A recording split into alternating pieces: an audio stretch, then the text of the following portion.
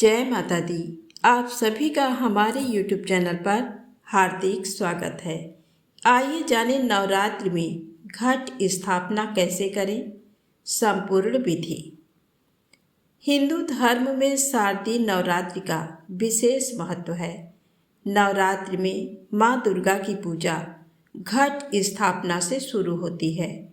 घट स्थापना को कलश स्थापना के नाम से भी जाना जाता है। नवरात्र में घट स्थापना बेहद शुभ मानी जाती है। घट स्थापना के बिना माँ दुर्गा की पूजा अधूरी मानी जाती है। शास्त्रों में कलश को संपूर्ण देवी देवताओं का निवास स्थान माना गया है। घट स्थापना से आप अपने पूजा स्थल पर सभी देवी देवताओं का भी आवाहन कर सकते हैं। तो आइए जानते हैं कि नवरात्र के शुभ अवसर पर घट स्थापना कैसे करें। सबसे पहले जानते हैं घट स्थापना का महत्व क्या है। नवरात्र में घट स्थापना और पूजन से सभी मनोकामनाएं फलित होती हैं और भक्तों को पूजा का लाभ प्राप्त होता है। वास्तव में जो घट या कलश है उसमें सभी देवी देवताओं का आवाहन किया जाता है। इसे 33 कोटियों के देवी देवताओं का निवास स्थान भी माना गया है। देवी देवताओं के अतिरिक्त कलश में चारों वेदों और पवित्र नदियों का भी आवाहन किया जाता है।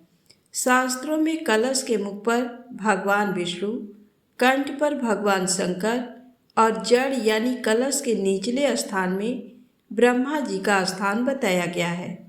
साथ ही कलश के ऊपर जो नारियल रखा जाता है वह देवी लक्ष्मी का प्रतीक माना जाता है। कलश स्थापना के लिए अमृत मुहूर्त को सबसे उत्तम माना गया है। घट की स्थापना सदैव ईशान कोण उत्तर पूर्व दिशा में स्थापित करें। अगर आप किसी कारणवश अमृत मुहूर्त में घट स्थापना नहीं कर पाते हैं तो आप अभिजीत मुहूर्त में भी घट स्थापना कर सकते हैं। इस वर्ष शारदीय नवरात्र के लिए कलश स्थापना का शुभ मुहूर्त 15 अक्टूबर को दिन में 11:44 से दोपहर 12:30 तक रहेगा। अतः पहले ही दिन शुभ मुहूर्त में घट स्थापना करें। अब आइए जानते हैं घट स्थापना की सामग्री। कुमकुम, गंगा जल, शुद्ध जल, सिक्का, दुर्वा, जौ के दाने, मिट्टी, अक्षत, हल्दी, कुमकुम, गुलाल, रंगोली, कपूर, सिंदूर, आम के पत्ते, सुपारी, कपूर, पंचामृत, गुड़, जटा वाला नारियल, मिश्री, 5 प्रकार के फल, मेवे, चौकी, कुश का आसन, नैवेद्य, यज्ञोपवीत या जनेऊ, लाल चुनरी इत्यादि। अब आइए जानें घट स्थापना कैसे करें। नवरात्र के पहले दिन स्नान आदि से निवृत्त होकर साफ वस्त्र धारण कर लें। इसके पश्चात पूजा स्थल पर गंगा जल छिड़क कर शुद्धिकरण कर लें। अब पूजा स्थल पर चौकी लगाएं और उस पर लाल कपड़ा बिछाएं। चौकी को उत्तर पूर्व दिशा में स्थापित करें। ध्यान रखें कि पूजा करने वाले व्यक्ति का मुख पूर्व दिशा में हो। चौकी पर माता की प्रतिमा या फिर चित्र को स्थापित कर लें। आप माता की प्रतिमा को स्थापित करने से पहले उन्हें गंगा जल से स्नान भी करवा सकते हैं। उनका श्रृंगार करने के बाद उन्हें चौकी पर विराजमान कर सकते हैं। अब चौकी पर माता की प्रतिमा के बाएं ओर अक्षत से अष्टदल बनाएं। अष्टदल बनाने के लिए कुछ अक्षत रखें और उसके बीच से शुरू करते हुए बाहर की तरफ 9 कोने बनाएं। इसके ऊपर ही घट स्थापना करें। अब आपको आचमन करना है। उसके लिए आप बाएं हाथ में जल लें और दाएं हाथ में डालें।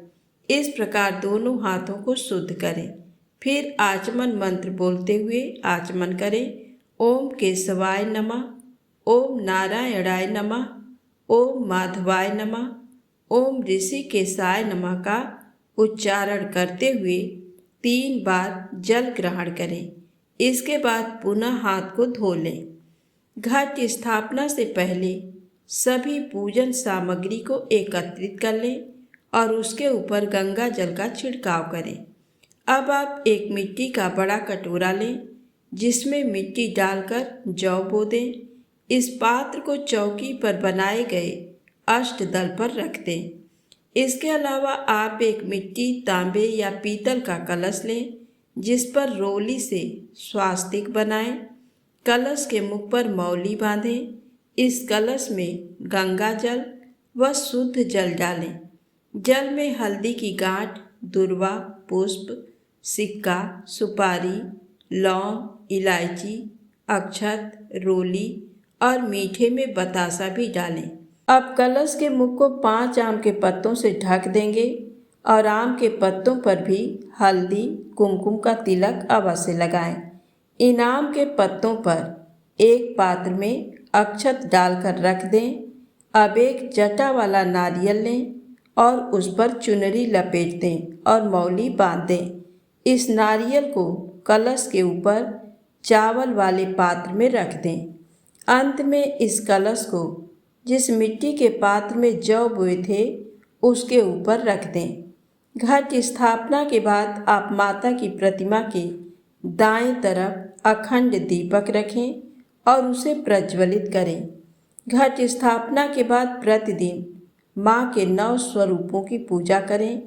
आप घट के सामने धूप दीप अवश्य दिखाएं और भोग में मेवे व फल अर्पित करें। उसके बाद आरती करें। तो प्रेम से बोलें, माता रानी की जय हो। यदि आपको ये जानकारी अच्छी लगी हो तो प्लीज़ चैनल को लाइक सब्सक्राइब अवश्य करें और हमारे चैनल पर दुर्गा सप्तशती का पाठ अवश्य सुनिएगा। जय माता दी, जय भोलेनाथ।